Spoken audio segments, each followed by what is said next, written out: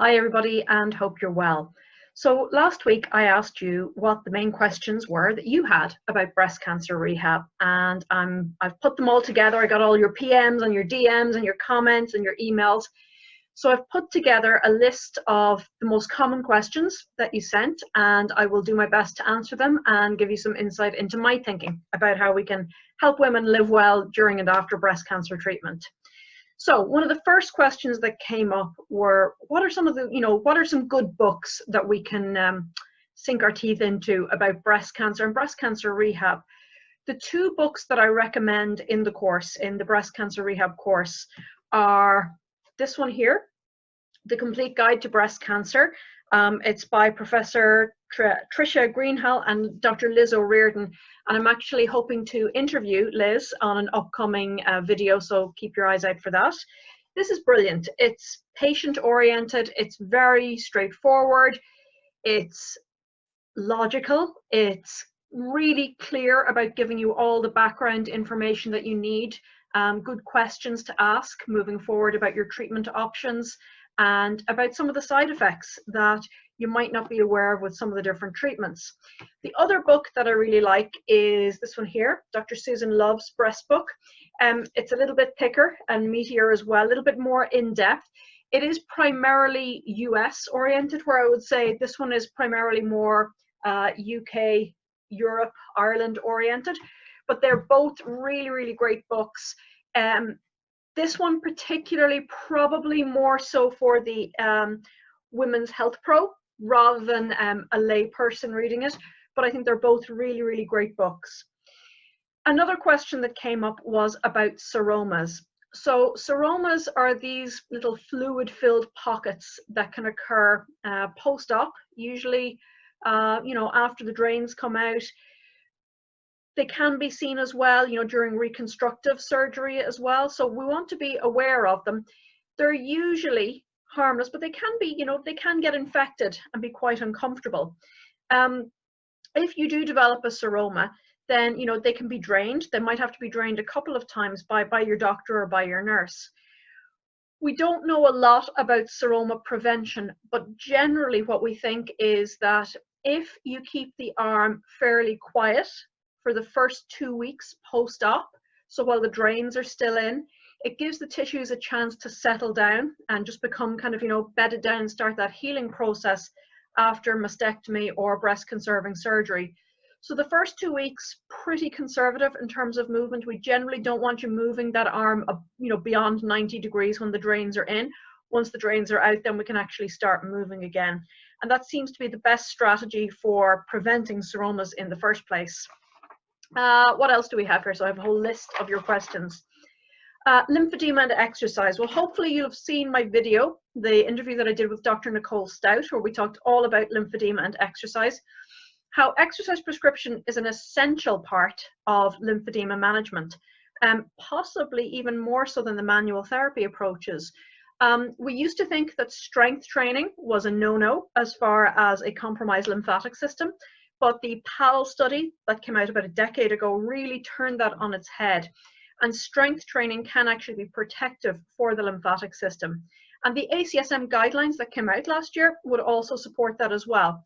But the trick is the right type of exercise at the right time and the right rate of progression as well. So you always want to start low and go slow when it comes to adding in weights. And you always want to be aware of the precautions that we discuss in the course about lymphedema awareness. It's easier to adopt a risk reduction mentality than it is to deal with the problem of lymphedema. So to be aware of any warning signs that the lymphatic system is becoming stressed, to remember, as we said in the interview with Dr. Stout, there's no such thing as a little bit of swelling. Swelling is a sign that the lymphatic system is becoming stressed, and we need to take some action with that. So if you haven't watched it yet, go back and watch the video with the interview with Dr. Nicole Stout, where we spend the best part of an hour talking about lymphedema awareness and the role of exercise in lymphedema management and active surveillance for breast cancer recovery. Okay, what is next? Axillary web syndrome and what we can do about that. So axillary web syndrome is it manifests, they look like violin strings oftentimes, and you'll see them in the axilla sometimes, or even down the arm going down towards the elbow. These cords, very taut cords, sometimes they can be quite painful, and they are a sign of lymphatic overload and stress as well. And manual therapy and movement can be really, really effective in getting them moving again. But oftentimes it comes down to mobilizing the scar first, because there can be some tethering of the lymphatics to the scar tissue. So we mobilize the scar first, but you have to, of course, have lymphatic respect when you're using any manual therapy in a breast cancer recovery situation. So to bear that in mind too. Mobilize the scar, then doing some manual lymphatic drainage and movement, really, really important, and then adopting lymphatic supportive lifestyle measures as well. So somebody else asked, there's a couple of different questions about axillary web syndrome. Can we use cupping? I do know a couple of different clinicians who do use cupping for axillary web syndrome, but there are some reports in the literature that cupping can actually trigger some lymphedema as well. So I'd be a little bit cautious about that. I think cupping can be fabulous for the abdominal scars. If someone's had a reconstruction, you know, we've got like maybe a DIEP or a tram flap scar to deal with, I think cupping could be fantastic there. But I'd be super cautious about using cupping up around a compromised lymphatic zone in around the axilla, just because it's better to be overcautious than undercautious sometimes. And if we have an alternative that's safer, why don't we use that? Scar pain was another topic that came up. So what do we know about scar pain? We know that it's very common. In the course, we talk about post-mastectomy pain syndrome, which can be another pain syndrome to be aware of as well. If someone's had radiotherapy as part of their breast cancer treatment continuum of care, you can end up with a lot of post-radiation fibrosis, and that on top of the scarring from a mastectomy or breast conserving surgery or reconstruction can be quite painful.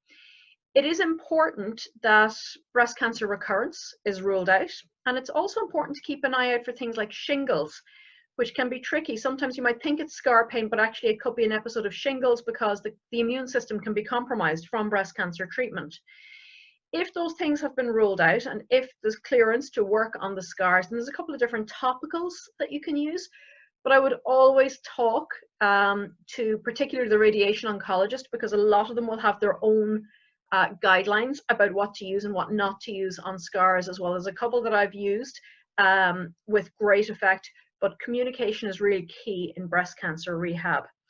The other thing that's important to remember with scar pain is, yes, we want to use manual therapy as kind of a gateway drug sometimes to calm down the nervous system. Movement is really medicinal in this situation. So we want to, again, do the right type of movement at the right time. So factoring in, are we talking about somebody who's had surgery plus radiotherapy plus chemotherapy plus hormonal therapy, because all of those different scenarios will influence your exercise selection. But movement is a fantastic top-down and bottom-up solution to chronic pain. We know that from a lot of our studies on chronic pain outside of oncology, but it does work really well in terms of empowering women to live well. We also want to incorporate some pain education, to be aware that for a lot of women, having a breast cancer diagnosis can trigger some trauma. So you could be dealing with a situation where there's some PTSD, and some traumatic recovery needs to happen as well. So you do want to be, you know, somewhat psychologically informed as well. And if that's not in your toolbox, to either upskill or to have a team that you can refer out to. But just even explaining the basics of pain neuroscience, you know, and looking at work that people like David Butler and Laura Mosley have put out. If you go back to my YouTube channel, there's a really lovely video interview that I did with Sandy Hilton last year, I think, about chronic pain and pleasure hunts. And I think that's really relevant for somebody going through cancer recovery as well. So we want to make sure that we're aware that stress and insomnia and hot flashes and all of these things can really ramp up the nervous system and turn the volume up on pain. that doesn't mean that the pain is not real. There are some real biological, biochemical, biomechanical issues going on here. And we can judiciously use our manual therapy, our exercise prescription, our movement, our lifestyle medicine choices here as well. But we really want to integrate body and soul with these solutions that we're discussing with the women that we're working with.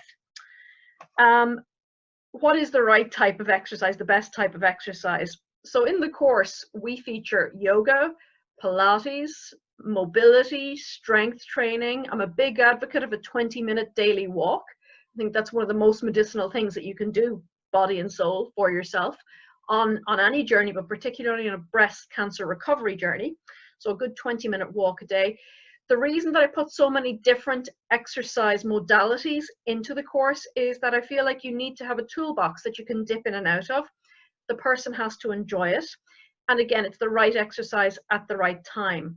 So restorative yoga, we've some lovely sections in there with my yoga teacher, Laura Feeney, on calming down the nervous system. Got some fabulous mobility work with Jenny Burrell, who many of you will know. We have gorgeous Pilates session with my friend and colleague, Alwyn Thornton. So strength training also obviously really important for really rebuilding some resilience into the lymphatic system. Bone density, obviously rebuilding a little bit of muscle strength around the shoulder, dealing with some of the side effects from hormonal therapies. We know that tendons particularly are very estrogen dependent really in terms of their function. And as we go through aging as well as breast cancer treatment, we can end up with some tendinopathies. So we need to be aware of the right exercise strategies for those as well. The side effects of chemotherapy. So, you know, there's lots of different side effects of chemotherapy that I think a lot of patients going through treatment are maybe not fully aware of until they're in the middle of it. So I often say that, you know, surgery is a local treatment for breast cancer. Radiotherapy is going to be kind of a regional treatment, but chemotherapy and indeed the hormonal therapies are global treatments. They're going to affect every cell in your body. So to be aware of some of the many different side effects of chemotherapy. So for example, that could include cardiotoxicity. So particularly if they've had a chemo cocktail that includes adriamycin, it's often called red devil, it's red in color, that's quite cardiotoxic. Now, if you couple that with the effects of estrogen deprivation and menopause and inactivity and stress and aging, cardiac health is really important for women going through breast cancer treatment.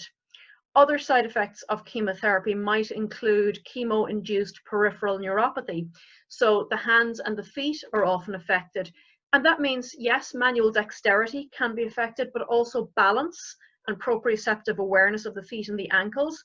So the risk of falls might be an issue as well. So having some balance, some safe balance work in your exercise prescription, really important. Cancer-related fatigue, we see that with both chemotherapy and also with radiotherapy. The best remedy for cancer-related fatigue is an exercise strategy, but a bespoke, tailored exercise strategy. I'm fond of saying that rest is not best when it comes to cancer treatment recovery, because we really want to start rebuilding the reserves and the endurance and the strength. But oftentimes with cancer-related fatigue, it's a different type of tiredness. It's not the normal sort of tiredness that's responsive to a nap or getting a good night's sleep. It's not graded to the expenditure of energy. But we know that a stratified exercise approach is actually one of the best things that we can do for cancer-related fatigue. Chemo can also affect bone density. So if you couple decreased bone density with an increased likelihood of falls because of foot and ankle problems, you can see why that might be a problem as well moving forward for women. Brain fog is the other one that we talk about with chemotherapy quite a bit. And again, some lovely evidence that exercise is quite helpful for that. So getting a good night's sleep, exercising, eating well, and managing your stress are all things that I try to interweave into the course, because those are really the foundations for dealing with a lot of the different side effects that women deal with going through breast cancer treatment. What else did I get asked? Pelvic health issues. Does breast cancer affect pelvic health? The short answer is yes. The slightly longer answer is, of course, it does, and here's how. So let's start with thinking about if somebody's had a reconstruction. So you can see here are the incision marks for a DIEP, and DIEPs are really the gold standard, the Rolls Royce of breast reconstructions. But you can see on this lower incision site here, we're really going from ASIS to ASIS. So although it's just skin and fat that's being removed here, you're not taking muscle with a DIEP, there can be a lot of tightening and restriction around this lower abdominal area, this suprapubic region, and that can often manifest as restricted diaphragmatic excursion. It can be, you know, sometimes we see a little bit of increased frequency urgency because the deep abdominal structures, you know, the fascia connected with the layer 2 pelvic floor muscles particularly, so a little bit of frequency urgency issues. If there's some scar tissue adhesions in around the lower abdomen, that can be a driver for some bladder dysfunction. Tamoxifen is linked to continence issues as well, so if a woman is on that as part of her adjuvant endocrine therapy as well, be aware that she may have some bladder dysfunction. Pain, sexual dysfunction, because if she's on a strategy that's going to reduce estrogen availability, like an aromatase inhibitor, that means that we're really trying to decrease the amount of circulating estrogen in her body. If she has a breast cancer that's driven by estrogen, as many of them are, then the goal is to reduce the amount of estrogen in the body. But that means that we're reducing the amount of estrogen throughout the body. And oftentimes there can be some atrophy in around the vagina and the urethra and the anus. So we might see some continence issues from both the bladder and the bowel, some sexual pain, decreased lubrication, maybe sexual pain as well because of hip dysfunction, because of restricted movements, or because of maybe something like a gluteal tendinopathy that's come about because of estrogen deprivation. The good news is that all of these are treatable and manageable. Sometimes it's your manual therapy skills for scar mobilization. It's information and education about lubricants, about sexual positioning and ergonomics. It's about an exercise strategy to improve mobility and strength and decrease pain around the hip. It's being able to zoom out and look at the whole person rather than just zooming in and looking and seeing what's happening in one discrete region of the body, realizing that it's all connected. And of course, the other aspect of pelvic health that can be affected by breast cancer treatment is one of my favorite things to talk about: constipation. So how can breast cancer treatment affect constipation? Well, first of all, pain, insomnia, stress, all of these things can affect bowel habits. Changing hormone profiles, antibiotics, different medications, whether it's the chemotherapy or steroids or the aromatase inhibitors, or if they're on opioid medication for pain relief, all of these things are going to have an effect on constipation and bowel health. If somebody is now quite immobile, maybe they're having to sit 5 days a week for chemotherapy, maybe they've got some mucositis in their digestive tract in the mouth, and food's just not tasting good, so they're not having the same amount of fiber, they're not maybe drinking as much fluids, and they're not moving as much. We know that movement is really essential for good bowel function. We know that a good 20-minute walk a day, we know that simple yoga twists, we know that doing some abdominal massage, getting good coordination into our pelvic floor muscles, all of these things are essential for good bowel health and avoiding constipation. Constipation, though, is actually really, really important when it comes to recovery from breast cancer. Why, you might ask? Well, if you're constipated, first of all, it means that you're not eliminating waste products efficiently. So you can feel kind of stagnant and stuck around the center of your body. And that can have an effect on lymphatic function. So if you're backed up in around the center of the body here, it means that really this lymphatic movement has nowhere to go, and things can just get really stuck and heavy. We also know that about 70% of our immune system is here in our gut as well. So we want to make sure that we're allowing our gut to look after us properly, and we're doing everything we can to support our immune system as it tries to look after us going through breast cancer treatment. Also, a lot of breast cancers, as I've said, are estrogen driven.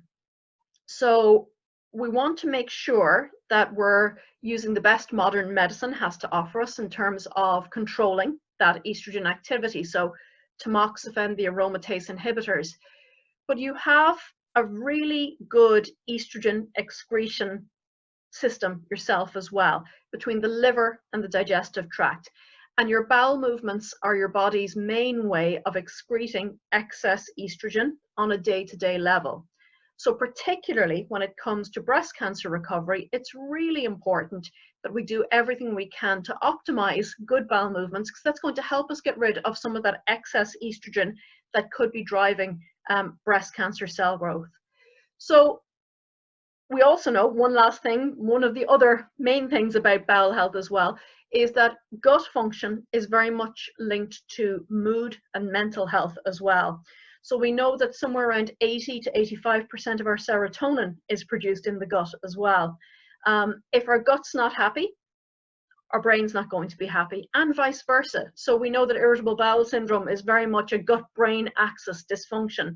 These two systems love to talk to each other, so it's really important that we do what we can, certainly to keep this part of the system working properly, to help our body get rid of what no longer serves us, and to keep things moving in every sense of the word. So those were the main questions that came through when I asked you what you wanted to know about breast cancer rehab. I hope that was helpful. I hope it was interesting. And of course, if you would like to learn more, I would love to have you join me on the Breast Cancer Rehab course. It's entirely online. There are 8 modules where we go through all the different aspects of breast cancer diagnosis, treatment side effects, and recovery planning, focusing mainly on exercise, some manual therapy, lifestyle strategies, eating well, moving well, living well. And there's a ton of guest interviews as well. We've got a closed Facebook support group where I continue to provide ongoing resources and support for the people on the course. If you have any questions about it, let me know. But in the meantime, thank you so much for spending some time with me, listening to me talk about one of my favorite things, and I will talk to you soon. Bye for now.